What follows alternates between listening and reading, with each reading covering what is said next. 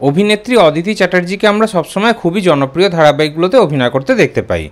মিঠাই থেকে শুরু করে এখানে আকাশ নীল, কী করে বলবো তোমায় শুরু থেকে গোয়েন্দাগিন্নি, একের পর এক জনপ্রিয় ধারাবাহিকে অভিনয় করেছেন তিনি।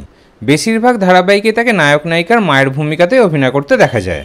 নিজের অভিনয় দক্ষতার মাধ্যমে দর্শকদের মন জয় করেছেন তিনি। সেই কারণেই তো এত জনপ্রিয় ধারাবাহিকে তিনি অভিনয় করার সুযোগ পান। এই মুহূর্তে অভিনেত্রীকে আমরা কোন গোপনে মন ভেসছে ধারাবাহিকে অভিনয় করতে দেখতে পাচ্ছি। তবে এবার এই ধারাবাহিকে দর্শকদের জন্য খুবই বড় দুঃখের খবর সামনে এলো। এবার কোন গোপনে মন ভেসছে ধারাবাহিকটি টিভির পর্দা থেকে চিরকালের জন্য বিদায় নিতে চলেছে। কয়েকদিন আগেই তো কোন গোপনে মন ভেসছে ধারাবাহিকে টাইম স্লট পরিবর্তন হয়েছিল।